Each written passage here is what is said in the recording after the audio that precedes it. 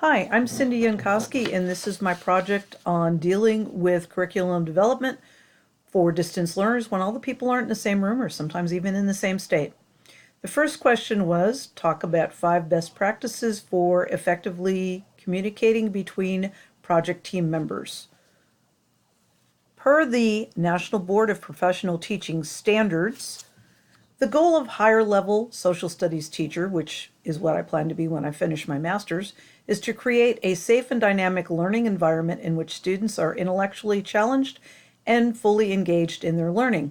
These classrooms should include qualities such as respect, integrity, trust, equity, openness, and risk taking.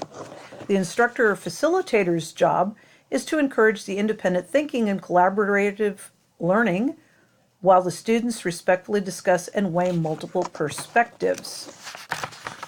So, as educators, how do we achieve this goal of effectively collaborating with the project team members in order to ensure that the students receive the most out of their educational experience?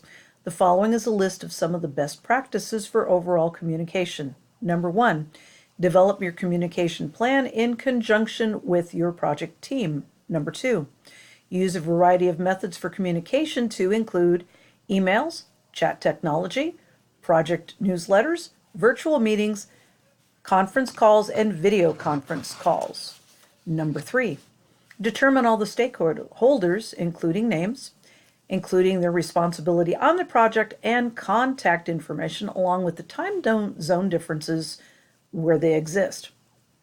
Number 4, designate a person on the team responsible for communication content.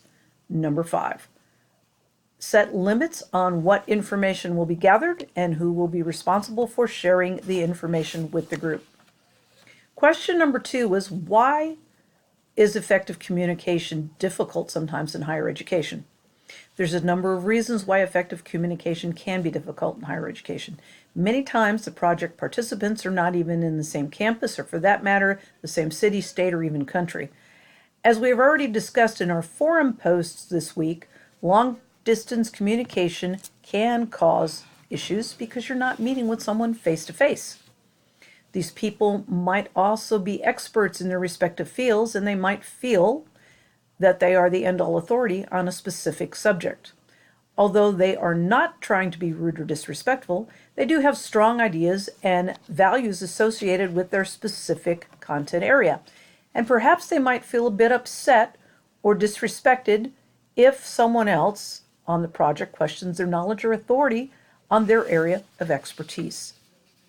And the third question was, give 1 or 2 ways in which you can de-escalate a situation when a disagreement occurs. As a Christian, how can you agree to disagree and not hold a grudge and continue to love a person that is in a serious disagreement with you? Here are some tips that I found from a website called What Christians Want to Know. Number 1, speak to the other person with respect. Try to de-escalate the situation by talking less and listening more. I always tell my 8th grade history students that God gave you 2 ears and 1 mouth so that you will listen twice as much as you speak.